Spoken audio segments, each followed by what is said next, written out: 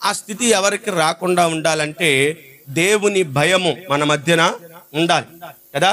ఇశ్రాయేలీయులు ప్రయాణం చేస్తున్నప్పుడంట దేవుడంట ఏమంటే తన భయమును వారు ప్రవేశించే వారు వెళ్ళే ప్రతి గ్రామం మీద దేవుడు వారి భయాన్ని అలా పెట్టాడంట. అందుకే ఇశ్రాయేలీయుల మీదకి ఎవరు యుద్ధం చేయడానికి రావటానికి ఇష్టపడలా. ఎందుకంటే దేవుడు వారి పట్ల చేయు కార్యములు, దేవుడు వారి పట్ల చేయు అద్భుతములు, దేవుడు వారి పట్ల చేయు గొప్ప యుద్ధ నైపుణ్యాన్ని ఎరిగి ప్రజలందరూ ఎరిగి దేవుడు వారి మదిలో ఉంచిన భయమును బట్టి ఎవ్వరు యుద్ధం చేయలేదు. ఎరుకో పట్టణానికి వెళ్ళినప్పుడు ఈ యొక్క వేగుల వారు ఆ రాహాబు యొక్క ఇంటిలోనికి చేరినప్పుడు రాహాబు వేశ్య చెబుతున్నటువంటి మాట ఏమండి, యెహోవా భయమును బట్టి లేకపోతే మీ జనులు మీ మధ్యన జరిగిన కార్యముల భయము చేత మా జనుల యొక్క గుండె చెదరిపోయింది, మా ప్రజల యొక్క గుండె బెదిరిపోయిందయ్యా. ఎందుకంటే మీ దేవుడు మీ పట్ల అంత గొప్ప కార్యాలు చేశాడు. మరి మన కుటుంబాల్లో గనక దేవుని భయము లేదా మన యొక్క హృదయాల్లో, మన బిడ్డల హృదయాల్లో దేవుని భయం ఉంటే ఆ దేవుని భయము ఉన్న వ్యక్తి కానీ, దేవుని భయం ఉన్న కుటుంబం మీద కానీ దుష్టుడు దుష్టుడు మరి కీడు చేయడానికి వాడు ప్రేరేపించబడడు. కాబట్టి హృదయంలో పెట్టుకొని ఈ మాటలను ధ్యానించి కొద్దిగా ఈ మాటల ప్రకారం కొంచెం ఆలోచించి ఈ మాసం అన్న ప్రయత్నం చేయండి. దేవుడు అట్టి రీతిగా నడిపించునుగాక.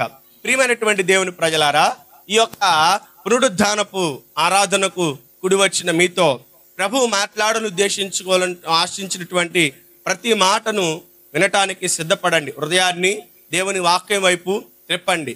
దేవుడి దినాన ఏం మాట్లాడబోతున్నాడు, ప్రత్యేకంగా ఈ యొక్క ఆఖరి ఆదివారాన్ని, నెలలో ఆఖరి ఆదివారాన్ని కుటుంబ ఆశీర్వాదపు లేదా కుటుంబ ఆరాధనగా మనము మార్చుకున్నాం. ఎందుకంటే ప్రతి ఆదివారం అనేకమైనటువంటి సందేశాలు, అది కుటుంబపరమైనదే కావచ్చు, వ్యక్తిగత జీవితానికి సంబంధించిందే కావచ్చు, భక్తి జీవితానికి సంబంధించిందే కావచ్చు, భౌతికపరమైనటువంటి పరిస్థితుల్లో ఎదుర్కొన్నటువంటి పరిస్థితులను బట్టి తెలియపరిచేటువంటి వర్తమానాలే కావచ్చు. వీటన్నిటిని బట్టి మనము నేర్చుకోవలసినది, మనము సరి చేసుకోవలసిన వాటిని బట్టి మనం విన్న వాక్యాలు మన జీవితాన్ని సరిచేస్తున్నాయి. కాబట్టి ఈ ఆఖరి ఆదివారం ప్రత్యేకంగా కుటుంబాల గురించి. ఎందుకంటే ప్రపంచంలో సాతానుడు ఎక్కువగా దాడి చేసేది ఎక్కడంటే కుటుంబాల మీదనే దాడి చేస్తాడు, కుటుంబాల మీదనే దాడి చేస్తాడు. ఎందుకంటే కట్టబడడం అన్నా బాగుపడడం అన్న వాడికి ఇష్టం ఉండదు. అర్థమైందండి? కట్టబడడం అన్నా బాగుపడడం అన్న వాడికి ఇష్టం ఉండదు. వాడు ఎలాగైనా, వాడి యొక్క ఉద్దేశం ఏంటంటే ఎలాగైనా చెడగొట్టాలి, చెదరగొట్టాలి, నాశనం చేయాలి, ఎలాగైనా పాడు చేయాలి. అందుకనే ఏదేను తోటలో ఆదామవ్వల మధ్య చిచ్చు పెట్టాడు, అలాగే సంచరించవలసినటువంటి ప్రజల మధ్య కూడా వాడు చిచ్చు పెట్టి ఏం చేశాడంటే ఒక స్థిర నివాసాన్ని మనం కట్టుకుందాం, మనం ఒక స్థిర నివాసాన్ని కట్టుకుందాం, ఈ యొక్క భూమి మీద ఎత్తైనటువంటి పర్వత స్థానాన్ని మనం కట్టుకొని ఇక్కడనే మనం ఉండిపోదామని చెప్పి ప్రజలలో ఒక చెడు ఆలోచన పుట్టించి దేవుని ఉద్దేశాలను వాడు ఏం చేయాలనుకున్నాడు తెలుసా? తారుమారు చేయాలనుకున్నాడు. వాడి ఉద్దేశం, మెయిన్ ఉద్దేశం అదే. అందుకనే ఈ కుటుంబ ఆరాధనలో సాతాను ప్రతి ఉచ్చులను లేదా సాతానుడు పెట్టు ప్రతి ఒక్క ఆటంకాలను, అడ్డంకులను మనము ఎరిగిన వారమై ఉండి వాడి తంత్రములకు లేదా వాడి యొక్క ఆలోచనలకు వాడికి చోటివ్వకుండా మనము వాడిని ఎదిరించినట్లయితే దేవుడు మన కుటుంబాల ద్వారా ఉద్దేశించినటువంటి ఆలోచన కానీ, దేవుడు ఉద్దేశించినటువంటి ఆ యొక్క ఉద్దేశాలే కానీ సఫలీకృతం చేసిన వారం అవుతాం. మనం ఎరగాలి. మనం అపవాది ప్రతి కుటుంబాన్ని కనిపెడుతూ ఉన్నాడు. సంసారాల మీదే వాడి యొక్క కనుదృష్టి ఉంటుంది, ఏకాంగుల మీద ఉండదు. ఒంటరిగా ఉన్నవాడి మీద ఉండదు. ఎందుకంటే ఒంటరిగా ఉన్నవాడు ఎలా కూడా తిరిగి ఏదో ఒకట తన వైపుకు వస్తాడని వాడి ఆలోచన కదా. ఒంటరిగా ఉన్నవాడు అనేకమైనటువంటి రీతులుగా మలపించబడుతూ ఉంటాడు. అందుకనే దేవుడు ఏం చేస్తాడంటే నరుడు ఒంటరిగా ఉండుట మంచిది కాదన్నాడు. సమస్త జంతువులకు, సమస్త పశువులకు జత ఉన్నది, కానీ నరుడికే జత లేదు అని ఆలోచించి దేవుడు ఏం చేశాడంటే జతపరిచాడు. ఎవరిని? స్త్రీ పురుషునిగా జతపరిచి వారిని ఒక కుటుంబంగా మార్చి దేవుడు ఏం చేశాడంటే ఆ కుటుంబం ద్వారా తన ఉద్దేశాలను నెరవేర్చాలని ఆశపడితే సాతానుడు ఏం చేశాడు తెలుసా? మొట్టమొదట ఆ కుటుంబంలోనే దూరాడు. ఆ కుటుంబంలోనే చొరబడ్డాడు. ఎవరిని పట్టుకున్నాడు? ఆదామును పట్టుకోవడం అవండి సాధ్యపడని పనిని ఎరిగి స్త్రీ దగ్గరికి వెళ్ళాడు. ఎందుకంటే కుటుంబానికి ఆధారం ఎవరో తెలుసా? కుటుంబాన్ని కట్టేది ఎవరో తెలుసా? కుటుంబం నిలబెట్టాలన్నా, కుటుంబం పాడైపోవాలన్నా, కుటుంబం చిన్నాభిన్నమైపోవాలన్నా మూల కారణం ఎవరో తెలుసా? స్త్రీయే. ఎందుకంటే స్త్రీ గనక నిలబడగలిగితే కుటుంబం ఎంత పతనావస్థ స్థితిలోనికి వెళ్ళినా ఆమె దానిని పైకి లేపగలదు. అలాగే స్త్రీ నిలబడగలిగితే పడిపోయిన స్థితిలో నుంచి పైకి ఎలా లేపగలిగిద్దో లేపిన స్థితిలో నుంచి పడద్రోయగల కూడా ఆమె సాధ్యం. కాబట్టి దేవుడు ఈ కుటుంబాలను ఉద్దేశించి ఈ యొక్క మధ్యాహ్న కాల సమయము కుటుంబ స్థితిని, కుటుంబ పరిస్థితిని, కుటుంబ స్థితిగతులను ఎరిగిన వాడై డాక్టర్ గనక రోగాన్ని ఎరిగి మందులు ఎలా రాస్తాడో, డాక్టర్ రోగాన్ని ఎరిగి ఇంజక్షన్ ఎలా చేస్తాడో, అలాగే స్థితిగతులను ఎరిగిన దేవుడు మన పరిస్థితికి తగినట్లుగా మార్చుతాడు కదా. కుటుంబాల్లో చాలా చాలా వ్యతిరేకతలు, చాలా పరిస్థితులు మనం ఎదుర్కొంటున్నాం. భౌతిక పరంగా మనం మాట్లాడుకుంటూ వస్తే నేటి కుటుంబాల్లో ఎన్ని చంచలమైనటువంటి ఆలోచనలు, ఎన్ని ఒడిదుడుగు పరిస్థితులు, కుటుంబాల్లో ఎన్ని నెమ్మది లేనటువంటి స్థితులు, ఎన్ని గలిబిలులు జరుగుతున్నాయి కదా. ఆలోచించండి. మనము మన కుటుంబాలను చక్కగా కట్టుకోవడానికి ఉపయోగపడేది ఏదైనా ఉందా అని ఆలోచన చేస్తే దేవుని వాక్యం తప్ప ఏది కూడా లేదు. లాయర్ల దగ్గరికి వెళ్ళి లాయర్ గారు మా కుటుంబాన్ని కట్టమంటే ఆయన ఏమంటాడు తెలుసా? సాధ్యమైతే విడదీస్తాను, అంతేగాని కట్టడం మాకు. ఎందుకంటే ఒక వ్యక్తి ఒక కుటుంబాన్ని కట్టాలంటే అది సాధ్యపడే పని కాదు. ఎందుకంటే ఇరువురిని మనం ఏం చేయాలి? సంధిపరచాలి. భార్య సమాధానపరచాలి, భర్తను సమాధానపరచాలి, బిడ్డలను సమాధానపరచాలి, కుటుంబాన్ని అంతటిని సమాధానపరచాలి. ఏదో ఒకరినంటే సమాధానపరుస్తాం, అందరినీ సమాధానపరచడం అంటే ఈ యొక్క లోకంలో జరుగుతున్నటువంటి పరిస్థితులను ఎరిగిన వాడై దేవుడు సంఘములో ఉన్న వారి కుటుంబాలు ఎలా ఉంటున్నాయి, ఏ స్థితిలో ఉంటున్నాయి అని పరిశీలన చేయగా ప్రతి కుటుంబంలో ఏదో ఒక లోపం, ఏదో ఒక అవకతవకలు, ఏదో కొరత కనబడుతూనే వస్తున్నది. బిడ్డల మధ్య తల్లిదండ్రులకు కానీ, తల్లిదండ్రుల మధ్య బిడ్డలకు కానీ, లేదా భార్యాభర్తల మధ్య కానీ ఏదో ఒక కారణం చేత ఏదో ఒక రీతిలో కుటుంబంలో అరమరిక అనేది ఏర్పడుతూ ఉంది. ఈ అరమరికను దేవుడు తొలగించాలని, ఈ అరమరికను దేవుడు పూడ్చాలని, సమాధానంతో సమృద్ధితో ఆ కుటుంబాన్ని నింపాలని దేవుడు ఆశపడుతూ అనేక విషయాలు పరిశుద్ధ గ్రంథంలో ఇమిడ్చాడు. నువ్వు ఏ కోణంలో వాక్యాన్ని చదివితే, ఏ కోణంలో వాక్యాన్ని అర్థం చేసుకోగలిగితే ఆ కోణంలో నీకు వాక్యం ఏమిద్దో తెలుసా? బయలుపరచబడింది. ఈ దినంలో ఈ యొక్క పరిశుద్ధ గ్రంథంలో మనం చదువుతున్న పరిశుద్ధ గ్రంథంలో అనేక కుటుంబాలు ఉన్నాయి. అనేక కుటుంబాలు కొన్ని కట్టబడినవి, కొన్ని నాశనమై ఉన్నాయా? పరిశుద్ధ గ్రంథంలో చదువుతున్నారా? అనేక కుటుంబాలు కట్టబడినవి కొన్ని అయితే పాడైపోయినవి కొన్ని. మరి మనది కట్టబడే కుటుంబంగా ఉంటుందా? మరి పాడైపోయి చిదినమైపోయి చెల్లా చెదిరైపోయినటువంటి కుటుంబాలుగా మన కుటుంబాలు ఉంటున్నాయి. ఎవరి బిడ్డలు జ్ఞాపకం చేసుకోవాలి, మరి పెద్ద తల్లులు జ్ఞాపకం చేసుకోవాలి. అందరూ జ్ఞాపకం చేసుకోవాల్సినటువంటి సంగతి ఏంటంటే కుటుంబాలు ఎలా ఉంటున్నాయి, కుటుంబాలు కట్టబడే రీతిగా, కట్టుకునే రీతిగా, కట్టబడే విధానంలో ఉంటున్నాయా లేదా అనే పరిశీలన మనం చేసుకున్నట్లయితే ఈ దినం మనం ఈ వాక్యం మన జీవితాలకు ఎంతో ప్రయోజనకరంగా ఉంటుంది. కట్టబడుతున్న అందరి కుటుంబాలు చక్కగా సమాధానంతో ఒకే తాటి మీద కుటుంబాలు కట్టబడుతున్నాయా? కట్టబడవు. ఎందుకంటే బిడ్డలు ఒక దారి అంటే భర్త ఒక దారి, భార్య ఒక దారి, ఎవరికి నచ్చినట్లుగా వాళ్ళు బ్రతికే సమయం, బ్రతికే కాలంలో మనం ఉన్నాం. ఎందుకంటే ఈ రోజుల్లో ఎవరికి సమాధానం చెప్పలేనటువంటి పరిస్థితి. ఎందుకంటే ఎవరికైనా ఒక మాట చెప్పామనుకో అవతల నుంచి 4 మాటలు వస్తున్నాయి. ఎందుకని? మాకు చెప్పావులే పో అనేటువంటి వాళ్ళు ఎక్కువైపోయారు. ఈ రోజుల్లో ఎవరికి మాట చెప్పలేనటువంటి పరిస్థితుల్లో ఉంటున్నాం.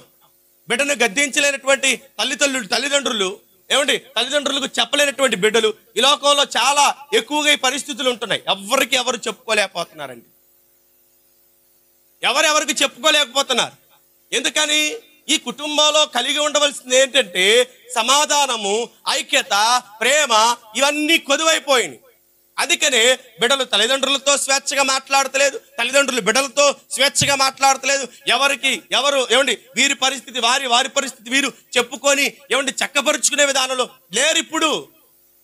అందుకే బిడ్డలు బయట వారిని ఆశ్రయిస్తున్నారు, బయట వారికి చెప్పుకుంటున్నారు, ఇదిగో నా పరిస్థితి ఎలా ఉంది, నేను ఇలాంటి సమస్యలే ఉన్నాను, ఇలాంటి ఇబ్బందుల్లో ఉన్నానని చెప్పి బిడ్డలు తల్లిదండ్రులకు చెప్పుకోవాల్సింది పోయి బయట వాళ్ళకి చెప్పుకుంటే అవకాశవాదులు ఏం చేస్తారో తెలుసా? అవకాశాన్ని అదునుగా తీసుకొని మరి కొన్ని విధాలకు వారిని ఈడ్చుకుంటూ వెళ్ళిపోతున్నారు. అందుకనే దేవుడు ఆలోచించి ఏం చెప్తున్నాడంటే, కుటుంబాలు జాగ్రత్తగా కట్టుకోవాలంటే, కుటుంబాలు సఖ్యంగా ఉండాలంటే, కుటుంబాల్లో సాతానుడు క్రియలు జరగకుండా దేవుని క్రియలు జరగాలంటే ముందు కమ్యూనికేషన్ అనేది బాగుండాలి. అర్థమవుతుందా? కమ్యూనికేషన్ అనేది బాగుండాలి. కమ్యూనికేషన్ అంటే ఒకరికి ఒకరు మాట్లాడుకునే విధానం, ఒకరికి ఒకరు సంభాషించుకునే విధానం. ఈ కమ్యూనికేషన్ అనేది సరిగా లేకపోవడం వల్ల చాలా కుటుంబాలు పతనం అయిపోతున్నాయి. అర్థమైందా? కమ్యూనికేషన్లో చాలా లోపాలు ఉంటున్నాయి. ఒకరికొకరు మాట్లాడుకోవట్లేదు, ఒకరి సమస్య ఏంటో ఒకరు చెప్పుకోవట్లేదు, ఒకరి ఇబ్బందులు ఏంటో ఒకరు చెప్పుకోవట్లేదు, ఒకరికి ఉన్న లోట్లు ఒకరు చెప్పుకోలేకపోతున్నారు. ఎందుకయ్యా ఇదంటే వారి మధ్యన సరైనటువంటి సంబంధాలు. అందుకే కదా నేటి కాలంలో జరుగుతున్నటువంటి పరిస్థితులు ఎంత భయాందోళనకంగా ఉంటున్నాయి. మరి గమనించండి, మీ కుటుంబాల్లో కమ్యూనికేషన్ అనేది అంటే మరి బంధవ్యాలు అనేవి చాలా మరి జాగ్రత్తగా ఉంటున్నాయా లేదా పరిశీలన చేసుకోవాలి. పెడమొహాలతో బ్రతికితే కుటుంబాలు చిన్న భిన్నం అయిపోతాయి. ఆడేదో చేసుకుంటాళ్లే ఈడేదో చేసుకుంటాళ్లే అని ఎవరికి నచ్చినట్లుగా వారు బ్రతుకుదాం అనుకుంటే కుటుంబాలు చిన్న భిన్నం అయిపోతాయి. జ్ఞాపకం చేసుకోండి, ఎవరికి నచ్చినట్లుగా వారు బ్రతకడం కోసం కాదు దేవుడు ఏర్పాటు చేసుకుంది. ఎవరికి నచ్చినట్లుగా వారు ఉండటం కోసం కాదు దేవుడు కుటుంబాలను మనల్ని ఏర్పాటు చేసుకుంది. మనము విలువ పెట్టి కొనబడినటువంటి వారం. దేవుడు మనల్ని కట్టాడు, దేవుడు మనల్ని ఏర్పాటు చేసుకున్నాడు. లోకములో నుండి కదా, నాశనములో నుండి, పాడులో నుండి దేవుడు ఏం చేశాడంటే ఏర్పాటు చేసుకున్నాడు. ఈ ఏర్పాటు యొక్క ఉద్దేశము దేవుడు మన ద్వారా ఆయన తన ఘనమైన కార్యములను ప్రచురపరుచుకోవాలి. కానీ నేటి పరిస్థితుల్లో క్రైస్తవ్యం కూడా ఇట్టి స్థితిలోనే మునిగిపోతుంది. కమ్యూనికేషన్ అనేది సరిగ్గా లేదు, మాట్లాడుకోవట్లేదు, ఎవరికెవరు ఏమండి కూర్చొని సంభాషణ చేసుకోలేకపోతున్నారు. మరి అలాంటి పరిస్థితుల్లో ఉన్నటువంటి ఈ యొక్క కుటుంబ వ్యవస్థను దేవుడు జ్ఞాపకం పెట్టుకొని, అయ్యా సంఘముల విశ్వాసులు ఎంత ప్రాముఖ్యమో కుటుంబాలు కూడా మాట్లాడుకోండి అందరూ. ఎందుకంటే కుటుంబాల్లో బిడ్డలతో తల్లిదండ్రులు మాట్లాడకపోయినా, భార్యాభర్తలు మాట్లాడుకోపోయినా కుటుంబంలో సాతానుడు జొరబడి ఈ యొక్క ఏం చేస్తాడంటే కుటుంబ వ్యవస్థను వాడు పతనం చేస్తాడు. కాబట్టి ఈ లోకంలో జరిగే వాటికి మనం తావివ్వకుండా చక్కగా మనం మాట్లాడుకోవాలి, కుటుంబంలో కూర్చోవాలి, బిడ్డలు తల్లిదండ్రులు బిడ్డలకు చెప్పుకోవాలి, కుటుంబ పరిస్థితులను చెప్పుకోవాలి. చెప్పుకోలేదనుకోండి ఏమైందో తెలుసా, నీ బిడ్డలు లేదా నీ భర్త లేకపోతే నీ భార్య వేరొకరిని ఆశ్రయించి వేరొకరి మీద ఏమండి తన బాధను చెప్పుకోవడానికి వేరొకరి మీద నమ్మకం పెట్టుకున్నప్పుడు ఆ కుటుంబాలు నెమ్మదిగా ఉండవు. ప్రియమైనటువంటి దేవుని ప్రజలారా, ఈ యొక్క మధ్యాహ్న కాల సమయము దేవుడు మనతో మాట్లాడుతూ వస్తున్నటువంటి విషయాలను మనం ఒకసారి జ్ఞాపకం చేసుకుందాం. మొదటి రాజుల గ్రంథంలో 5వ అధ్యాయము, మొదటి రాజుల గ్రంథము 1వ అధ్యాయము 5వ వాక్యాన్ని చూడండి. అక్కడ ఏం రాయబడి ఉందో,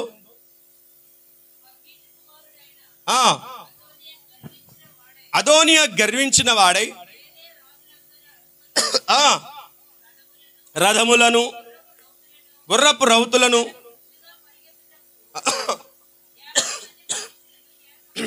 ఏర్పరచుకునేను. అతని తండ్రి నీవు ఇలాగున ఎలా చేయుచున్నావని చూడండి, అతని చేత ఎప్పుడును విచారించి చూడండి నెప్పి కలగ చేయలేదు. చూచుటకు అతడు బహు సౌందర్యము గలవాడై అబిషాలోము తర్వాత పుట్టినటువంటి వాడు. అబిషాలోము కంటే అందగాడు, లేకపోతే అబిషాలోముతో సమానమైనటువంటి సౌందర్యం కలిగినటువంటి వాడు. ఇక్కడ ఏం జరుగుతుందంటే అదోనియా గర్వించి ఏం చేశాడంటే రాజ్యాన్ని తన వైపుకు తిప్పుకోవాలని, తన వైపుకు మళ్లించుకోవాలని గర్విష్ఠుడై తండ్రి బ్రతికుండగానే ఏం చేశారు తెలుసా? రాజ్యాన్ని అంతటిని తన వైపుకు మలుచుకుంటున్నారు. ఇప్పుడు ఒక రాజు బ్రతికుండగా మరొక రాజుకి పట్టం కట్టడం అది న్యాయబద్ధం కాదు. ఒక రాజు బ్రతికుండగా లేకపోతే ఒక రాజు సింహాసనం మీద ఉండగా మరొక రాజుకి పట్టం కట్టడం అది న్యాయబద్ధం కాదు. ఇక్కడ ఏం జరుగుతుందంటే వ్యతిరేకం జరుగుతుంది. తండ్రి స్థానంలో ఉన్నాడు, మరొకటి రాజు స్థానంలో ఉన్నాడు. రాజు స్థానంలో ఉండి లేదా తండ్రి స్థానంలో ఉన్నటువంటి దావీదు ఇంకా బ్రతికుండగానే తన కుమారుడు అనేటువంటి హగ్గీతు, అలా ఆయనే కదండి, అదోనియా ఏం చేశాడంటే తండ్రి సింహాసనానికి వ్యతిరేకంగా సింహాసనాన్ని వేసుకున్నాడంట. తండ్రి సింహాసనానికి వ్యతిరేకంగా ఇంకొక సింహాసనాన్ని స్థాపించాలనుకుంటున్నాడు. ఈ విషయం దావీదుకు తెలిసింది. దావీదు యొక్క ఆలోచనలోకి, దావీదు సభలోనికి ఈ విషయం వచ్చింది. ఏ విషయం? ఇదిగో అదోనియా గర్వించి నీకు మారుగా, నీకు వ్యతిరేకంగా మరొక సింహాసనాన్ని స్థాపించుకుంటున్నాడు అని చెప్పి దావీదు దగ్గరికి ఈ యొక్క సభలోనికి ఈ విషయం తీసుకొచ్చినప్పుడు దావీదంట ఈ విషయము తెలిసిన వాడై అదోనియాని గద్దించాలి. ఏం చేయలేదంట అండి? గద్దించలేదు. ఎందుకని గద్దించలేదు? ఒకవేళ బహుశా కుమారుడి మీద మమకారం, ప్రేమ ఎక్కువైపోయిందేమో, లేకపోతే ఇష్టం ఎక్కువైపోయిందేమో, లేదంటే కుమారుడు అందం కలిగిన వాడని, సుకుమారుడని ఒకవేళ అనుకున్నాడేమో. లేదా మరొక కోణంలో మనం చూసుకుంటే దావీదు అదోనియాను గద్దించడానికి లేకపోతే గద్దించలేకపోవడానికి గల కారణం అతనిలో ఉన్నటువంటి బలహీనమైనటువంటి విషయాలు బయటపడడం, తెలుసుకోవడం వల్ల అదోనియాను గద్దించలేకపోయాడు. దావీదులో ఉన్న బలహీనతలు ఒకవేళ గుర్తుకొచ్చినాయేమో.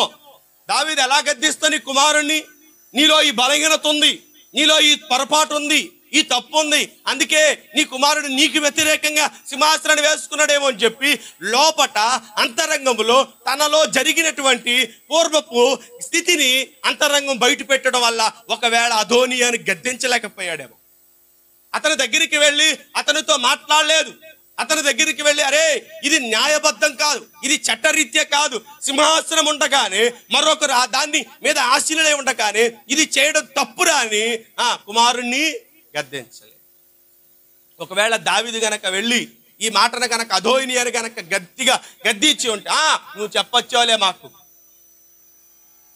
మేము చేయకూడదా, మేము రాజులం కాకూడదా, మాకు మాత్రం సింహాసనం వద్దా, మేము మాత్రం పాలించకూడదా, ఎంతకాలం నువ్వే ఉంటావు అని చెప్పి ఒకవేళ తండ్రిని గద్దిస్తాడేమో, తండ్రిని వ్యతిరేకిస్తాడేమో, లేకపోతే తండ్రికి వ్యతిరేకుడే లేచి తండ్రి మీద తిరుగుబాటు చేస్తాడేమో అని ఒకవేళ హృదయంలో ఆలోచించుకున్నాడేమో దావీదు, తెలియదు. కానీ దావీదు ఏం చేశాడు తెలుసా? అదోనియా దగ్గరికి వెళ్ళి గద్దించడం మానివేశాడు. ఈనాడు చూడండి, పిల్లల్ని రాజు గద్దించలేకపోతున్నారు తల్లిదండ్రులు. అనేకమైన కారణాలు ఇవన్నీ చెప్పడానికి లేవు.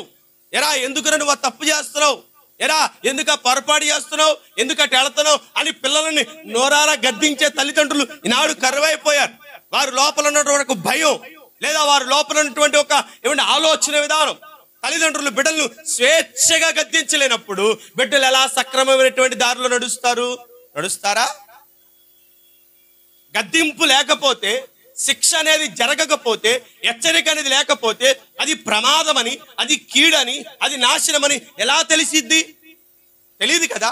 హెచ్చరిక బోర్డు ఉంటేనే కదా ఈ రోడ్లో ప్రమాదాలు జరుగుతాయని, మలుపు ఉందని బోర్డు అక్కడ ఉంటేనే కదా ఇల్లు ఒక మలుపు ఉందని తెలిసేది. ఇలా హెచ్చరిక అనేది తల్లిదండ్రుల దగ్గర నుంచో, భార్య దగ్గర నుంచో, భర్త దగ్గర నుంచో అందనప్పుడు, తల్లి దగ్గర నుంచో, తండ్రి దగ్గర నుంచో అందనప్పుడు వాడు ఏం చేస్తాడు తెలుసా? తాను చేసేదే కరెక్ట్ అని చెప్పి వాడు అదే దారిలో పోతాడు. కానీ నేను చేసేది చట్టరీత్యా నేరం, లేకపోతే ఇది కుటుంబానికి పతనం తెచ్చిపెట్టిద్దని ఆలోచన వాడికి కలగదు.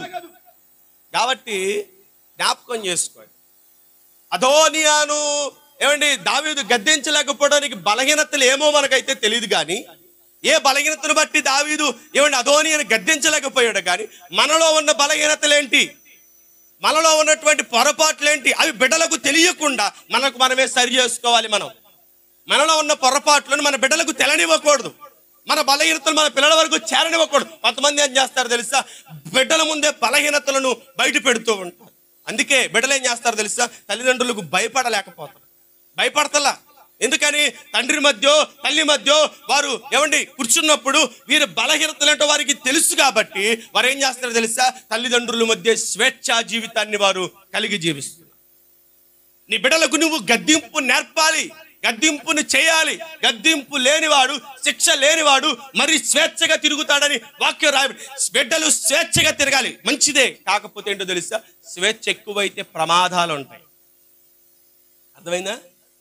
స్వేచ్ఛ ఎక్కువైతే ప్రమాదాలు ఉంటాయి. లోకం చాలా ఆకర్షితమైనదండి.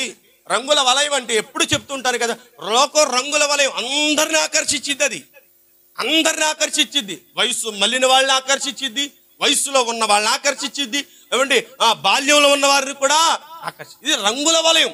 ఎవరి కళ్ళకైనా ఇంపుగా కనపడింది, ఎవరి కళ్ళకైనా సుందరంగా కనపడింది. ఇంత సుందరమైన లోకం ప్రతి వారిని ఆకర్షించిందని ఎరిగి నువ్వేం చేయాలి తెలుసా, నీ బిడ్డలకు శిక్షణ దండము చేత వారిని కూర్చోబెట్టాలి.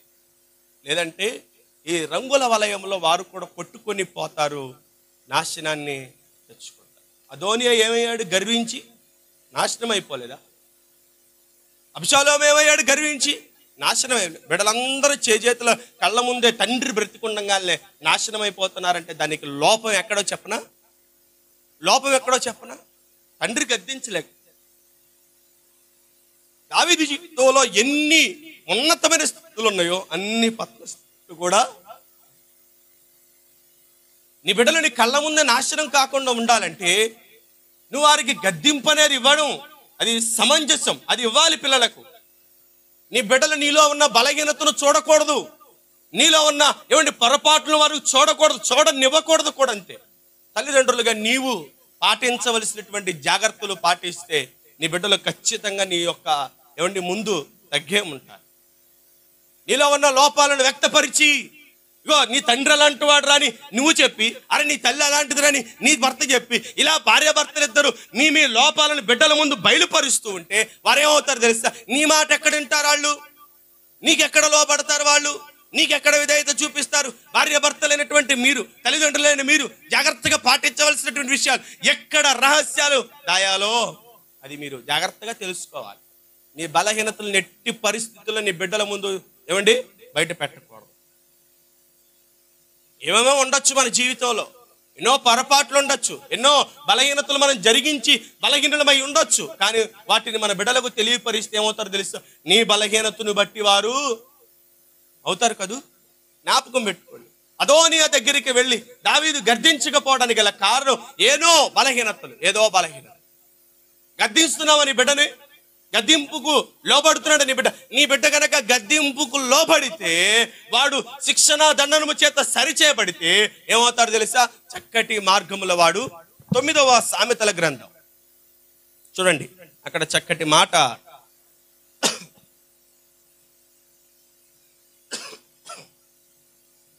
17వ వాక్యం చదవండి, ఏముంది అక్కడ?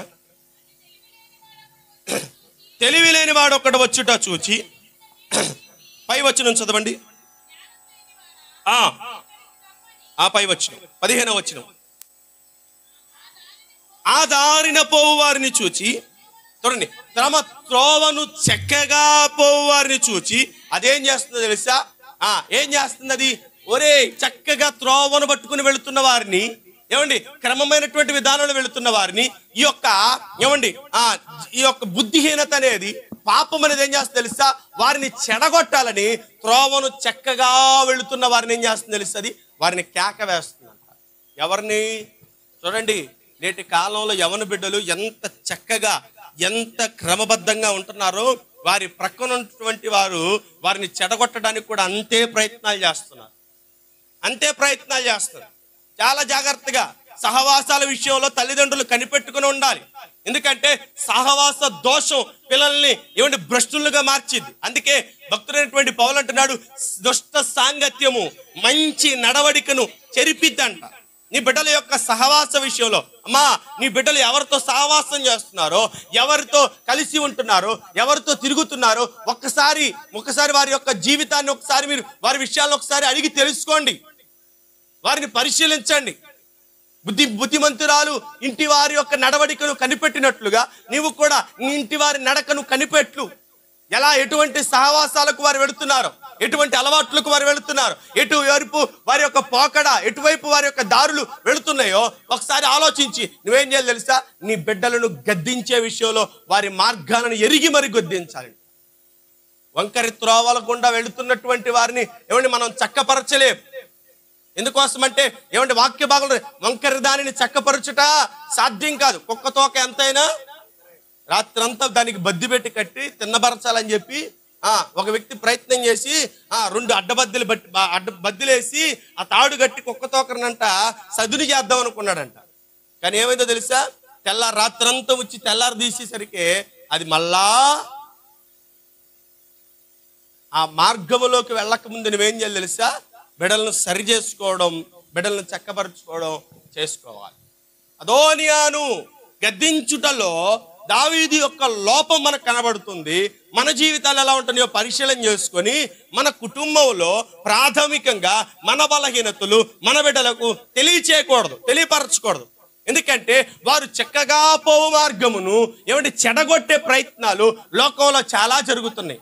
నీ బిడ్డలతో నీవు సరిగా మాట్లాడకపోతే, నువ్వు తల్లిదండ్రులతో సరిగ్గా నీ బాధను వ్యక్తపరచుకోకపోతే లోకంలో చెడగొట్టే వాళ్ళతోనూ, పడగొట్టే వాళ్ళతోనూ, నాశనం చేసే వాళ్ళతోనూ, బలహీనపరిచే వాళ్ళతోనూ నీ స్నేహము, నీ జత ఏర్పరచబడుతుంది. లోకంలో ఎవ్వరు నిన్ను బాగు చేయలేరు. అర్థమవుతుందా? ఎవ్వరు నిన్ను బాగు చేయలేరు.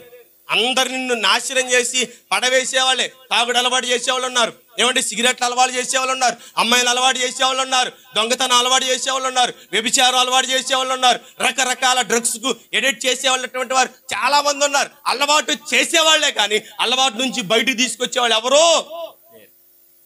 మార్గాలను, త్రోవలను చక్కగా పోవాడిని నాశనం చేసేవాళ్ళు ఈ లోకంలో ఉన్నారు. ప్రియమైనటువంటి దేవుని ప్రజలారా, కుటుంబాలు జాగ్రత్తగా కట్టుకోగలిగితే నీ కుటుంబాలను బట్టి దేవుడు గణపరచబడతాడు. ఇదిగో పౌలు భక్తుడు ఫిలిప్పి ఇంటికి వెళ్ళినప్పుడు ఫిలిప్పు 4 కుమార్తెలు ఎలా ఉన్నారు తెలుసా? ప్రవచించు వారిగా ఉన్నారు. యవ్వన కన్యకులు వారు, 4 ఆడబిడ్డల వారు. అపోస్తున్నటువంటి పౌలు దేశాలు తిరిగి, ఖండాలు తిరిగి ఎంతో బలం యొక్క శక్తితో దేవుని పరిచర్యను చేస్తూ ఉంటే అతడు ఒకసారి ఫిలిప్పి ఇంటికి వచ్చినప్పుడు అతడు శిష్యుడు కాదు, మళ్ళీ విశ్వసించిన యూదుల్లో అతడు ఒకడు, పరిచారకుడు అంతే. ఆ పరిచారకుడి యొక్క కుమార్తెలంట ప్రవచించు వారిగా చూచాడంట పౌలు భక్తుడు. ఎంతటి గొప్ప ధన్యత కదా! ఎంత గొప్పదని వారి బిడ్డలు ప్రవచించేవారు ఎలా అయ్యారు అని మనం చూసుకుంటే ఫిలిప్పు వారి క్రమశిక్షణ విషయంలో ఎంత శ్రద్ధ తీసుకున్నాడు కదా. ఆడపిల్లలకి నేర్పవలసినవి, ఆడపిల్లల్ని సరిచేయవలసినటువంటి విషయాలు ఎన్ని నేర్చుకుని ఉంటాడో ఫిలిప్పు కదా. మగబిడ్డలు ఏముందండి, వదిలేతే ఎట్టొకటి పెరుగుతారంటారు చాలా మంది కదా. మరి ఆడబిడ్డలకు వచ్చేసరికి క్రమశిక్షణ, మగబిడ్డలకు క్రమశిక్షణ ఉండాలి, ఆడబిడ్డలకి క్రమశిక్షణ అనేది లోపిస్తే అది ఆడైనా మగైనా ఎవరైనా సరే దారి తప్పి తిరుగుతారు, నాశనానికి వెళ్ళిపోతారు. నరకంలోకి వారు కూడా వెళ్ళిపోతారు. బిడ్డలు క్రమశిక్షణలో ఉంటే వారు దేవుని యొక్క సన్నిధిలో, దేవుని యొక్క పనిలో వారు కూడా ఒక పాత్రలుగా వాడు. పౌలు వారిని చూచి ఆశ్చర్యపడ్డాడు. ఎంత ఆశ్చర్యపడ్డాడు తెలుసా? ఇతని యొక్క కుటుంబంలో, ఇతని యొక్క ఇంట్లో ఈ బిడ్డలు ఇంత పరిశుద్ధాత్మను పొందుకున్నారా? పరిశుద్ధాత్మతో నింపబడుతున్నారా? వారు ప్రవచించేవారు. ప్రవచనం అనేది పరిశుద్ధాత్మ వరలో ఒక వరం. ఎలా వస్తుంది? ఎలా పొందుకుంటారు దాన్ని? ప్రవచించే వరాన్ని ఎలా కలిగి ఉంటారంటే పరిశుద్ధాత్మతో వారు సహవాసం చేసినప్పుడు, పరిశుద్ధాత్మను వారి జీవితంలో పొందుకున్నప్పుడు. పరిశుద్ధాత్మ దేవుడు ఎప్పుడు వస్తాడు మన మీదకి? మన జీవితాలను జాగ్రత్తగా కాపాడుకున్నప్పుడే. మన జీవితాలను పరిశుద్ధతను మనం కలిగి ఉంటే పరిశుద్ధాత్మ దేవుడు మన మీదకు వస్తాడు. అంతేగాని ఇష్టానుసారంగా బ్రతికే వారి మీద పరిశుద్ధాత్మ దేవుడు రాడు. గారడి సీమోను వచ్చి ధనాన్ని, ద్రవ్యాన్ని పోసి, ఇదిగో మీరు చేయు కార్యములు నేను చేయనట్లుగా నా మీద కూడా మీరు చేతులు ఉంచండి అంటున్నాడు. అంటే డబ్బును పెట్టి పరిశుద్ధాత్మను కొని తెచ్చుకున్నాడు ఫిలిప్పు కూతుళ్ళ కోసం. బ్యాంకులో లోన్ తీసుకొచ్చి డబ్బులు ఇచ్చి మరి పరిశుద్ధాత్మను కొనుక్కొని ఇదిగో నా బిడ్డలు ప్రవచన వరం ఇవ్వని చెప్పి పరిశుద్ధాత్మను తెచ్చుకున్నాడు ఫిలిప్పు. వారి నడవడిక, వారి ప్రవర్తన, వారి జీవిత శైలి సమస్తాన్ని చక్కబెట్టుకున్నాడండి. సమస్తాన్ని క్రమపరిచాడు. ఎక్కడైనా ఒక స్త్రీ క్రమపరిచిందిగా పురుషుడే బిడ్డల యొక్క క్రమశిక్షణను చక్కపరిచాడు. నేటి కాలంలో ఇలాంటి స్థితి ఉండట్లేదు. యవన బిడ్డలు పాడైపోవడానికి గల కారణం తల్లిదండ్రుల మధ్య ఏమంటే సమాధానం, ఈ యొక్క క్రమశిక్షణ అది లోపించడం. అర్థమవుతున్నాయా? అవి అర్థమవుతున్నాయా? చెప్పచ్చు అంటారా? ఆపేయమంటారా? పర్లేదండి, ఏమన్నా ఉపయోగపడతాయి అంటారా? దేవునికి స్తోత్రం చెబుదాం ఒకసారి. మళ్ళీ ఒకసారి చెప్దాం. హల్లెలూయా. మరి ఏమండి ఉపయోగపడతాయి కదా, అందరికీ చక్కగా ఉంటాయి కదా. నాకెందుకు ఈ మాటలు అనుకుంటున్నారు ఎవరైనా? లేకపోతే నాకు అవసరం లేదు కదా, మరి నాకేమి పెళ్ళి అవ్వలేదు కదా, పిల్లలు లేరు కదా, నేను ఒక ఇంటి వాడిని కాదు కదా అనుకుంటున్నారా? కదా, నువ్వు విన్న ఈ మాటలే రేపటి నీ భవిష్యత్తు, నీ కుటుంబాన్ని కట్టేటువంటి మాటలు కదా. ఈ మాటలు కట్టేవే కానీ, ఈ మాటలు బాగు చేసేవే కానీ, ఈ మాటలు ఏమండి చక్కపరిచేవి కానీ ఏనాడు పాడు చేసేవి కాదు. దిట్టమైనటువంటి చోట కొట్టబడిన మేకు ఎలాగైతే బలంగా ఉంటుందో ఈ దినపు వాక్యం మీ హృదయంలో కూడా బలంగా ఉండనివ్వండి. ఎందుకంటే కుటుంబ వ్యవస్థను దేవుడు ఎరిగాడు.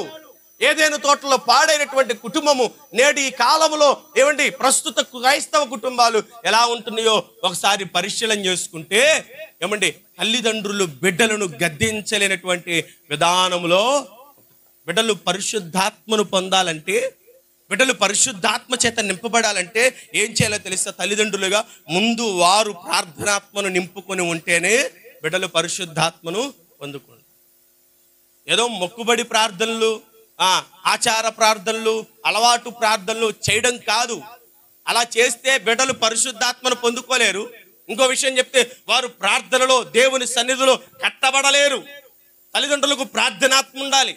ప్రార్థనాత్మ అంటే ఏదో ఏమండి పొద్దున్న లేచినప్పుడు, మధ్యాహ్నం బయటికి వెళ్ళేటప్పుడు, లేకపోతే అన్నం తినేటప్పుడు ఆ ప్రార్థన కాదు. నిత్యము ఎలా ఉన్నాడు తెలుసా? యేసు ప్రభు వారు లోకాసువార్త 18వ రాబడినటువంటి వారు విసుకక నిత్యము ప్రార్థన చేయుచుండవలని ఆయన వారికి ఈ మాటలు చెప్పారు. ఎలా ప్రార్థన చేయాలి? ఇసుకక నిత్యము ప్రార్థించుచుండాలి. ప్రార్థనలో విసుగుదల రావకూడదు. ప్రార్థనలో విసుగుదల వచ్చిందనుకో నువ్వు ప్రార్థనాత్మ నింపబడవు, నీ బిడ్డలకి పరిశుద్ధాత్మనివ్వలేవు, నీ బిడ్డల మీదకి దేవుని ఆత్మ దిగిరాదు. చేస్తున్నాం కదండి ప్రార్థన, ఒకటి గంట సేపు చేస్తున్నావు, లేకపోతే ఒక పూట చేస్తున్నావు అంటే సరిపోదు. ప్రార్థనాత్మ ఏమో ప్రార్థనించబడాలి తెలుసా? రెట్టింపవ్వాలి, దినదినము పెరుగుతూ ఉండాలి ప్రార్థనా జీవితం. అప్పుడే కుటుంబాన్ని కట్టుకోవడానికి చక్కటి మార్గాలను దేవుడు ఏర్పాటు చేస్తాడు. కొర్నేలు యొక్క కుటుంబం గురించి మనకు తెలుసు కదా. కొర్నేలు ఎంత ప్రార్థనా పరుడో, ఎంత ప్రార్థన విధానం కలిగిన అన్యుడైన కొర్నేలు ప్రార్థన చేస్తుంటే దేవుని దూత కొర్నేలు ఇంటికి వచ్చింది. అంతటి ప్రార్థనాత్మక అన్యుడే అంత ప్రార్థన చేస్తే మరి క్రైస్తవులుగా మన కుటుంబాల కొరకు మనం ఎంత ప్రార్థన చేయాలి? మన బిడ్డల కొరకు మనం ఎంత ప్రార్థన చేయాలి? మన కుటుంబ క్షేమం కొరకు, సంఘ క్షేమం కొరకు, సమాజ క్షేమం కొరకు, నాశనమవుతున్న ఎన్నో కుటుంబాల కొరకు మనం ఎంత ప్రార్థన చేయాలి? అన్యుడండి ఆయన. కొర్నేలు అన్యుడు అయినప్పటికీ కూడా ప్రార్థనాత్మ చేత నింపబడి ప్రతిదినము అనుదినము తన ఇంట ప్రార్థన చేసి వేకుజామున 3 గంటలకు లేచి ప్రార్థన చేసేవాడంట. అతడు ప్రార్థన చేయుచుండగా పరిశుద్ధ దేవుని యొక్క దూత అతని ముందర నిలబడిపోయింది. చూసారా? నీ ప్రార్థనకు దేవుడు దిగి వస్తున్నాడా లేకపోతే దెయ్యాలు వస్తున్నాయా? కొంతమంది ప్రార్థన చేస్తే ఉన్నవి పోవు. ఎందుకంటే ప్రార్థనలో పట్టుత్వం ఉండదు, ప్రార్థనలో ఏమండి పట్టుదల ఉండదు, గోజాడే ప్రార్థన ఉండదు. ఏమండి ఒక విషయం కొరకు మనం కూర్చున్నామంటే, ఒక విషయం గురించి మనం ప్రార్థన చేస్తున్నాం, విసుగు రాకూడదండి ప్రార్థనకి. ఎప్పుడైతే నీకు ప్రార్థన మీద విసుగొచ్చిందో అప్పుడు నువ్వు ప్రార్థన చేయలేవు, పట్టుపోయిద్ది. అప్పుడు యాకోబు గురించి రాయబడినటువంటి మాట, అతడు మగసిరి గలవాడై పోరాడి, తల్లి గర్భంలో ఉన్నప్పటి నుంచే పోరాటంలో అతడు ఏమండి ఎంత శిఖరాగ్రికి ఎక్కాడంటే ఆఖరికి అతడు నరుడు దేవునితో పోరాడటం అనేది మొట్టమొదటిగా అతడి ద్వారానే ప్రారంభమైంది. అతడి జీవితంలో పోరాటం అనేది సాగించి. అర్థమవుతున్నాయి మాటలు? దేవునికి స్తోత్రం చెబుదాం. మనకు ఆ పోరాటం ఉంటే మన బిడ్డలు పరిశుద్ధాత్మను పొందుకుంటారు. గద్దింపు అనేది ఏమండి ఎంత ప్రాముఖ్యమో, నీ బిడ్డల కొరకు ప్రార్థనా జీవితం అనేది అంత ప్రాముఖ్యం. భక్తుడైనటువంటి అగస్టిన్ ఏమంటారు తెలుసా? నా తల్లి కన్నీటి ప్రార్థన వరబడిలో నేను పరలోక రాజ్యానికి పట్టుకొచ్చేసాను. అంతటి ప్రార్థనా పరుడు. అతడి యొక్క జీవిత విధానానికి వెళితే అతడు ఒక వ్యభిచారి. అతడు అంతటి భ్రష్టుడైనటువంటి వాడిని మార్చింది ఏంటో తెలుసా? తల్లి ప్రార్థన అండి. తల్లి ప్రార్థన. ప్రార్థన లేనటువంటి జీవితాలు, కుటుంబాలు కట్టుకోలేవవి. బిడ్డలకు నువ్వు ఎంత బోధిస్తున్నావో, ఎంత గద్దిస్తున్నావో, ఎంత వారిని హెచ్చరిక చేస్తున్నావో, అంతే విధంగా వారి క్షేమం కొరకు నువ్వు ప్రార్థన చేయాలి. భక్తుడైనటువంటి ఇర్మియా అంటున్నాడు, బిడ్డల కొరకు, దేశం కొరకు కన్నీరు కార్చేవారిని లేవనెత్తండి. యేసు ప్రభువు తన మరణ గడియకు వెళ్ళేటప్పుడు అంటున్నాడు, అమ్మలారు నా కోసం మీరు నీ బిడ్డల కోసం ఏడవండి అమ్మా, నీ బిడ్డల కోసం కన్నీరు కార్చండి. ఏదో అది ఇవ్వలేదని, ఇది కొనివ్వలేదని, ఇల్లు కట్టలేదని, ఏమంటే అది ఇవ్వలేదని, ఇది ఇవ్వలేదని ఏడ్చే విధానం మానుకొని ఏం చేయాలి తెలుసా? ఏడ్చే విధానం దేని కొరకు ఏడవ తెలుసా? బిడ్డల క్షేమం కొరకు ఏడ్చే విధానంలో ఉంటున్నామా? దేవునికి స్తోత్రం కలుగును గాక. అర్థమవుతున్నాయా? ప్రార్థనాత్మను కలిగి ఉంటే మన బిడ్డలు ఏమవుతారు తెలుసా? పరిశుద్ధాత్మను మనం బిడ్డలు పొందుకుంటారు. అన్న కంది ఎలా కంది కుమారుణ్ణి? ప్రార్థన ద్వారా కందుకుందండి. ప్రార్థన ద్వారా కనుక్కొని, ప్రార్థన ద్వారా కని ఏం చేసింది తెలుసా? దేవాలయంలో విడిచిపెట్టి ఏడాదికి ఒక్కసారేనంట. ఏంటి? ఆమె దేవాలయానికి వెళ్ళేటప్పుడు తన కుమారుడికి సొంతంగా తన చేతులతో వస్త్రమును నూలు వస్త్రమును తయారు చేసి కుమారుడికి ఏం చేసింది తెలుసా? ఆ వస్త్రం ఏడాదికి ఒక్కసారే. అర్థమైందా? ఏడాది అంటే ఎప్పుడు? 6 నెలల, 3 నెలల, నెల, 2 నెలల. ఇక్కడ మాత్రం మనం ఎలా ఉంటామో తెలిసి నెల గుర్తుకొస్తారు మనకి. అవసరమైతే రోజు పొద్దున గుర్తుకొస్తారు మన పిల్లలు. కానీ మన పిల్లల కోసం మనం ప్రార్థన చేయం, మన పిల్లల కోసం మనం మొరపెట్టం, మన పిల్లల కోసం మనం అంగలార్చం. దినదినము మన పిల్లలు మన కళ్ళ ముందున మనకు గుర్తుకొచ్చినా మన పిల్లల కోసం మనం ఎప్పుడు కన్నీరు కాచి ప్రార్థన చేయం. ఏడాదికి ఒక్కసారి ఆమె సన్నటి ఆ యొక్క నారబట్టను తయారు చేసిద్దంట. ఏడాదికి ఒక్కసారి, సంవత్సరం పొడుగుతో ఒక్క బట్టనే తయారు చేసింది ఆమె. అంటే ఆమె తయారు చేసే విధానంలో ఎంత ప్రార్థనాత్మతో నింపబడి ఉందో, ఎంత ప్రార్థన చేసిందో. అయ్యా, దేవాలయంలో పరిస్థితి ఎలా ఉంది? దేవుని ప్రజలు ఆరాధించుకోవడానికి రాలేకపోతున్నారు. దేవుని మందిరముల స్థితి ఇలా ఉంటుంది. దైవజనుడు తన పిల్లలకు చెప్పుకోలేకపోతున్నాడు. నా కుమారుణ్ణి అక్కడ వదిలిపెట్టాను, నా కుమారుణ్ణి బట్టి అక్కడ నీ మందిరము అవమానపరచబడకూడదు, నీ సన్నిధి అవమానపరచబడకూడదు. ఇదిగో నా బిడ్డ అక్కడ ఉంటున్నాడు, నా బిడ్డ ఉన్నంత కాలం నీ యొక్క నామం గణపరచబడాలి. ఇశ్రాయేలులు ఎట్టి రీతిని ఆరాధించుకునే విధానం పోగొట్టుకున్నారు, నా బిడ్డను బట్టి రావాలి ప్రభు అని చెప్పి ఏం చేసేదో తెలుసా? ఈ ఏడాది పొడుగుతో తయారు చేస్తున్న బట్టను పేనుతున్న ప్రతిసారి, కుమారుడు గుర్తుకొచ్చిన ప్రతిసారి అతని యొక్క స్థితిని గురించి ప్రార్థన చేస్తూ ఉంటది. ఎందుకని? ఆత్మ వదిలి వచ్చింది ఎక్కడో తెలుసా? ఎక్కడ వదిలిపెట్టొచ్చింది? షిలోహులో. అక్కడ యాజకుడు ఎవరు? ఏలి. ఏలి యొక్క విధానం ఏంటి? ఏలి యొక్క విధానం ఏంటంటే, ఏలి దైవజనుడిగా ప్రధాన యాజకుడు అక్కడ ఉన్నాడు, దేవుని యొక్క పనులు చేస్తున్నాడు. కానీ ఏలి యొక్క కుటుంబ పరిస్థితి ఎలా ఉంది? ఎలా ఉంది చెప్పాలి? కుమారులు దుర్మార్గులైపోయారంట, దేవుణ్ణి ఎరగని వారైపోయారంట.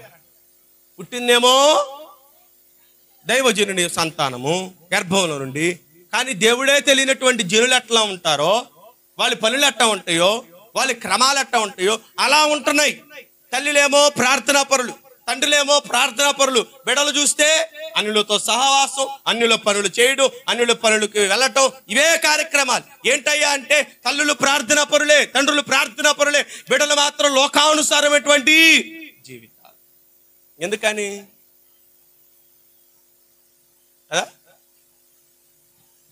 అతడిని బాల్యం నుండే దేవుని సన్నిధికి నడిపించి.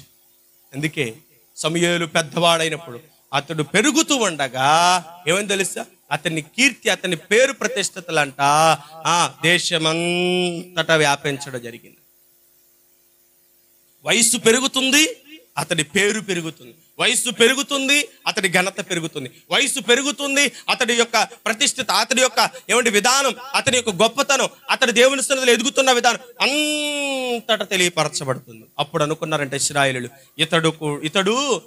ఇతడు కూడా దేవుని యాజకుడు అని ప్రజలు దేశమంతటా వ్యాపించబడుతున్నటువంటి అతని యొక్క ఘనతను బట్టి వారు తెలుసుకున్నారంట.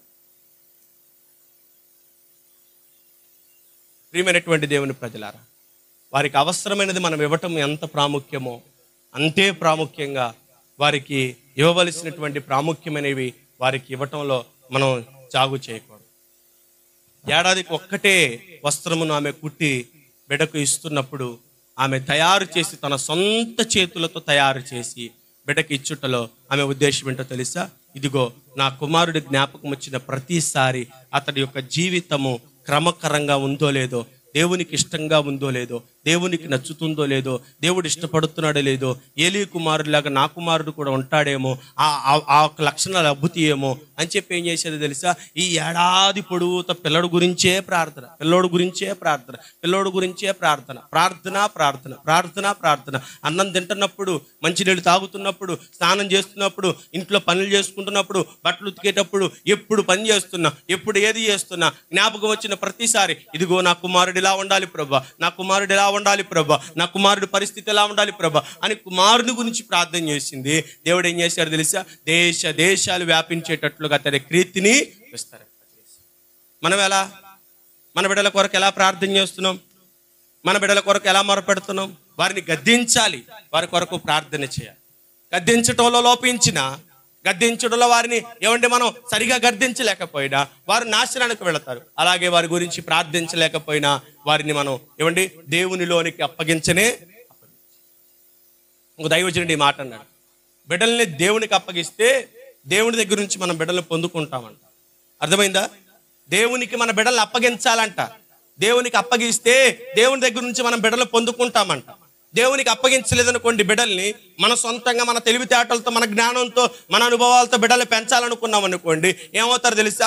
మనకు లాగానే వారు కూడా లోకానుసారమైనటువంటి జీవితంలోనికి వెళ్ళిపోతారు. అందుకే మొదట నువ్వేం చేయాలి తెలుసా? నీ బిడ్డల్ని దేవునికి అప్పగించేయి, దేవునికి ఇచ్చేసే. నీ బిడ్డల్ని దేవునికి ఇచ్చేస్తే దేవుని దగ్గర నుంచి నువ్వు పొందుకుంటావు మరలా నీ బిడ్డల్ని. లేదా ఆ దేవునికి అప్పగించకుండా నేను పెంచేస్తానండి, నా తెలివితేటలో నేను చదువు ఉందండి, అన్నీ ఉన్నాయని చెప్పి నీ బిడ్డలను నువ్వు పెంచాలనుకొని నువ్వు ఒకవేళ నీ మానవ ప్రయత్నాలు చేసావనుకోండి, ఏమవుతావు తెలుసా? కొన్ని బలహీనతలను బట్టి బిడ్డల దగ్గరికి వెళ్ళేసరికి చేయలేవు, చెప్పలేవు, బిడ్డలు గద్దించలేవు సరిగ్గా, బిడ్డలతో మాట్లాడలేవు సరిగ్గా. కొన్ని లోపాలు, కొన్ని ఇబ్బందులు ఆటంకపరిచి నిన్ను బిడ్డలకు సరైనటువంటి మార్గాన్ని చెప్పలేనటువంటి విధానాలకు లేవు. కొంతమంది అంటారే నువ్వు చిన్నప్పుడు చేయలేదు ఎలాంటి అంటా ఉంటా. కాబట్టి ప్రియమైనటువంటి దేవుని ప్రజలారా, ఈ మధ్యాహ్న కాల సమయము మన కుటుంబాలు చక్కగా ఉండాలని దేవుడు కోరుకుంటున్నాడు. నువ్వు ఎలాంటి ప్రార్థనా విధానం కలిగి ఉండాలి తెలుసా? యోబును గురించి రాయబడినటువంటి మాట, అతడు అరుణోదయమున లేచి తన కుమారులు, తన బిడ్డలు ఎక్కడైనా ఏం చేశారు? పాపము చేసి ఉన్నారు. అరుణోదయమున ప్రతి వారి నిమిత్తము దహన బలిని, ప్రతి వాని నిమిత్తము ఏం చేశాడండి? ప్రతి వాని నిమిత్తము దహన బలి అర్పించి, ప్రతి వాని నిమిత్తము దహన బలి అర్పించాడంట యోబు. మరి మీ బిడ్డల కొరకు దహన బలి అర్పిస్తున్నారా? దహన బలి అర్పిస్తున్నారా? వేకువజామున లేచి నీ బిడ్డల ప్రాణం కొరకు, మీ బిడ్డల నడవడిక కొరకు, ఎక్కడైనా నా బిడ్డలు దేవునికి వ్యతిరేకమైన కార్యములు చేశారేమో అని చెప్పి, ఇదిగో నా కుటుంబంలో ఎవరైనా దేవునికి ఆయాసకరమైనది ఏమైనా జరిగించి ఉన్నారని చెప్పి భార్యాభర్తలు మీకు మీరుగా సరి చేసుకోవడం, అలాగే బిడ్డల గురించి ప్రార్థన చేయడం, ఇది చాలా ప్రాముఖ్యమైనది. ఎందుకంటే కుటుంబ వ్యవస్థలో ప్రార్థన లోపించే కొలది సాతానుడి యొక్క బలము పెరుగుతూ వస్తుంది. సాతానుడు ఏదేను తోటలో ఉన్న ఆదామవ్వల దగ్గరికి రావడానికి సమయం ఎప్పుడు కుదిరింది చెప్పండి? ఎప్పుడు కుదిరింది? వారంట నిద్రపోతున్నప్పుడు. అదేనా? చూద్దాం చూడండి, ఆ మాట చూద్దాం చూడండి.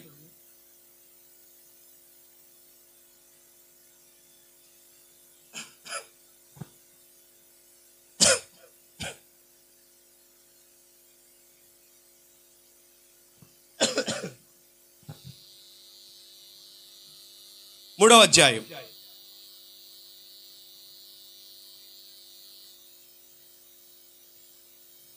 మొదటి నుంచి చదవండి. ఆ ఆ యుక్తిగలదై ఉండరు. ఇది నిజమా?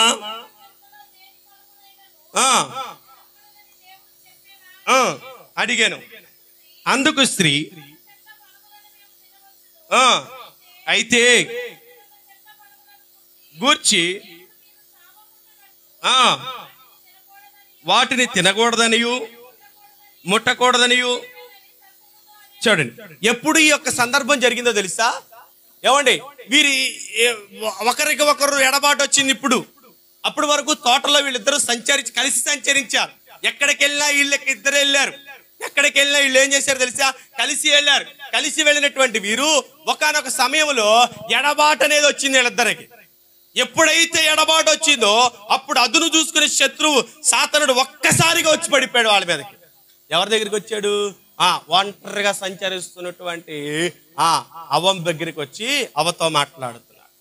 అదే ఆదాము తోడు గనక అవ్వకుంటే, ఆదాము యొక్క తోడు అవ్వ గనక ఉంటే అవ్వ ఈ యొక్క బలహీనమైనటువంటి స్థితిలోనికి వెళ్ళటానికి అవకాశం కుదిరేదా? ఎప్పుడు ఈ యొక్క స్త్రీ బలహీనం అవడానికి గల కారణం తెలుసా? ఎప్పుడు తాను స్వేచ్ఛను కోరుకొని ఒంటరితనానికి లేదా స్వేచ్ఛా జీవితానికి అలవాటు పడతారో అప్పుడు సాతానుడు ఏం చేస్తాడో తెలుసా? ఈ స్వేచ్ఛా జీవితాన్ని కోరుకొని విడిగా ఉంటున్నటువంటి వారు, దూరంగా ఉంటున్నటువంటి వారి మీదకి సాతానుడు బలంగా అనుకుంటారు. భార్యాభర్తలు ఇద్దరు అనుకుంటా ఉంటారు. ఏమండి, భార్య అనుకుంటుంది, నేను కూడా సంపాదిస్తున్నాను కదా, నేను కూడా కష్టపడుతున్నాను కదా, నేను కూడా డబ్బులు తీసుకొస్తున్నాను కదా, మరి ఎందుకు భర్తకి లోబడి ఉండటం? ఎందుకు నేను కుటుంబంలో తగ్గి ఉండటం? ఎందుకు నేను ఈ కుటుంబానికి తగ్గి ఉండటం? నేను కష్టపడతలేదేంటి? నేను కూడా బయటికి వెళ్ళి డబ్బులు తేవట్లేదే ఏంటి? లేకపోతే నేను పని చేయట్లేదేంటి?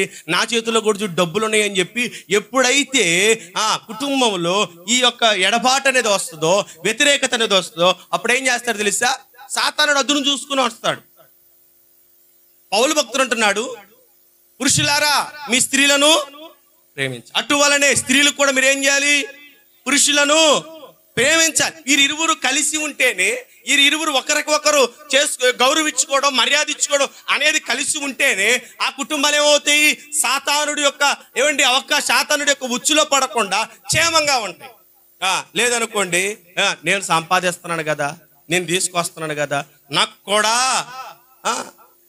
అధికారం ఉంది కదా అని ఎప్పుడైతే స్త్రీలు కానీ పురుషులు కానీ ఇలాంటి స్వేచ్ఛా జీవితానికి అలవాటు పడ్డారనుకోండి, అప్పుడు ఏమవుతారు తెలుసా?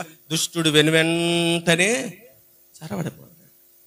అదే దుష్టుడు వెనువెంటనే వచ్చేసి ఏం చేస్తాడు? చూడు, నువ్వు కష్టపడి తెస్తుంటే, నువ్వు రూపాయి తీసుకొచ్చి ఇస్తుంటే నీ భర్త వాటిని తీసుకొని తింటా నిన్ను ఏం చేస్తున్నాడు? అణిచివేసి ఉంచుతున్నాడు. నీకు స్వేచ్ఛ ఉందా? నువ్వు సొంతంగా నీ బట్టలు కొనుక్కుంటున్నావా? ఎంత అందమైన చీరో, ఎంత రంగుల చీరో. మొన్న ఈ మధ్య నేను ఆర్ఎస్ బ్రదర్స్కి వెళ్తే అది నా కళ్ళకు కనపడినప్పుడు ఎంత బాగుందో, కొనుక్కోవడానికి కనీసం అవకాశం లేకుండా పోయింది. ఎందుకని? నా డబ్బు అంది ఇప్పుడు ఎవరి దగ్గర ఉంది? భర్త దగ్గర ఉంది. భర్తను అడిగితే భర్త ఏమన్నాడు? ఎందుకమ్మా అంత కర్రీ ఇచ్చారా? తీసుకొచ్చి బీరోలో పెట్టి తగలేయడమేగా. ఎలికెళ్ళంటవాను చెప్పాలి, ఎలికెళ్ళంటవాను అయితే పాడైపోడు, అది పెద్ద పనికిరాదు. ఇప్పుడు నీకెందుకు తక్కువలో తీసుకొని భర్త అంటున్నాడు. ఈమెకు లోపల పగ, లోపల ద్వేషం, లోపల అసూయ పెరిగిపోయింది. నేను సంపాదించి, నేను తీసుకొచ్చి, నేను ఇస్తుంటే నాకు ఇవ్వకుండా ఎందుకు ఇతడు ఎంత చేస్తున్నాడని చెప్పి ఎప్పుడైతే వ్యతిరేకత నీలో ప్రారంభమైందో దుష్టుడు ఏమంటాడు తెలుసు? అవును, చూసావా నిన్నెంత తక్కువ చేస్తున్నాడో, నిన్నెంత తక్కువ చూస్తున్నాడు. అతనికేమో మంచి బట్టలంట, నీకేమో పిచ్చి చీరలంట. కాంబినేషన్ అస్సలు కుదరట్లేదు నీకు. అసలు నీ మధ్యన పట్టించుకోవడమే మానేశాడు. అసలు నీ మధ్యన మర్యాద ఇత్తడమే మానేశాడు. ఎంత కష్టపడి వచ్చినా, ఎంత డబ్బులు తీసుకొచ్చి ఇచ్చినా కనీసం గౌరవం కూడా ఇవ్వట్లేదని చెప్పి దుష్టుడు ఏం చేస్తాడు తెలుసా? కొన్ని బలహీనతలను రేపుతూ ఉంటాడు. జాగ్రత్త. కుటుంబంలో స్త్రీ పురుషుడు ఇద్దరు శిరస్సు లాంటి వారు. పురుషుడు స్త్రీకి కుటుంబానికి శిరస్సు అయితే, పురుషుడు సంఘం దేవుడు పురుషుడికి శిరస్సు ఎవరో? క్రీస్తు అయితే స్త్రీకి శిరస్సు ఎవరో తెలుసా? పురుషుడి తల దేవునిది, స్త్రీ తల పురుషుడిది. ఎవరిని ఎవరు అవమానపరుచుకున్నా, ఎవరిని ఎవరిని తక్కువ చేసుకున్నా, ఎవరికి లోపం, ఎవరికి నష్టం? ఇది అంతే కదా. నీ భర్తను నువ్వు అవమానపరుస్తున్నావంటే దేవుణ్ణి అవమానపరిచినట్లే. నీ భార్యను నువ్వు అవమానపరుస్తున్నావంటే పురుషుడా నీ తలని నువ్వు అవమానపరుచుకుంటున్నట్లే, నీ ముఖాన్ని నువ్వు అవమానపరుచుకున్నట్లే, నీ ముఖం మీద నువ్వు ఉమ్మేసుకున్నట్లే. అందుకే పౌలు భక్తుడు అన్నాడు, భక్తి గల స్త్రీలు నడుచుకున్నట్లుగా నడుచుకోండి. స్త్రీలు గౌరవించాల్సినటువంటి విషయంలో గౌరవించాలి. పురుషుడా నువ్వు స్త్రీని గౌరవించాల్సినటువంటి విషయంలో గౌరవం. మీకు ఎంత ప్రాధాన్యత ఇవ్వాలి అంత ప్రాధాన్యత ఇవ్వు. అలాగే స్త్రీలు కూడా పురుషుడికి ఎంత ప్రాధాన్యత ఇవ్వాలి అంత ప్రాధాన్యత ఇవ్వు. అవకాశం ఇవ్వద్దు సాతానుడికి. నువ్వు హెచ్చుతగ్గులతో నీ జీవితాన్ని కొనసాగించుకున్నావు అనుకో, హెచ్చుతగ్గులతో నీ జీవితాన్ని నడిపించుకున్నావు అనుకో, ఎవరు వస్తారో తెలుసా? సాతానుడు వస్తాడు. వాడు వచ్చి ఏం చేస్తాడు తెలుసా? అవును నిజమే, నిజమే, నీ భర్త నిన్ను తక్కువ చేస్తున్నాడు చూడు, నేను ఎక్కడికి తీసుకెళ్తాను ఈ మధ్యన, ఏది కొనివ్వట్లేదు ఈ మధ్యన, అది ఏమన్నంటే పద్దాక డబ్బులు లేవంటాడు, ఏమంటే దానికి కట్టాలి దీనికి కట్టాలంటాడు. ఇదే నువ్వు ఎరగాల్సింది ఏంటో తెలుసా? నా భర్త ఏది చేసినా కదా, ఏది చేసినా మంచికే అని గుర్తెరిగినప్పుడు, లేదా ఏదైనా ఏమండి మంచే చేస్తాడన్న విశ్వాసంతో ఉన్నప్పుడు ఏమైంది? కుటుంబము కట్టం. లేదండి అయిపోయింది, లేదు రేపటి నుంచి నా డబ్బు నీకేమను, నీ డబ్బు నాకివ్వను, నాకివ్వద్దు, నీ ఇష్టం నీది, నీకు నచ్చినట్లుగా నువ్వు ఉండు, నీకు నచ్చినట్లుగా నువ్వు బ్రతుకు, నీకు ఏది చేసుకున్నా చేసుకో, నీ రూపాయి నీది నా రూపాయి నాది అని ఎప్పుడైతే ఈ చీలికలు ప్రారంభమైననుకో వచ్చేస్తాడు. మధ్యలో వచ్చి కూర్చుంటాడు, తిష్ట వేసుకుని కూర్చుంటాడు. అస్సలు కుదరనివాడు మాట, అస్సలు కుదరనివాడు మాట. ఉప్పులో ఏమంటే కూరలో ఉప్పు ఎక్కువైంది అనుకో, ఏంటి ఉప్పు వండుకోవచ్చుగా, నీ రూపాయి నీది అయినప్పుడు, నీ రూపాయి నీది ఉంచుకున్నప్పుడు నువ్వే తెచ్చుకోవచ్చుగా అంటావంట. ఎందుకని కదా? ఏంటమ్మా బట్టలో మాడు వాసన వస్తున్నాయి, సరిగ్గా వస్తలేదే, మాత్రం చేయలేవా? వాషింగ్ మిషన్ కొనమని ఎన్నిసార్లు చెప్పాను నీకు, కొనలేకపోతున్నావు. ఆ మాత్రం నువ్వు చేయలేనప్పుడు ఎందుకు నేను చేయలేను ఆ పని కదా? ఇలాంటి చీలికలు ప్రారంభం అవుతాయి. అవకాశం ఇవ్వద్దు దుష్టుడికి.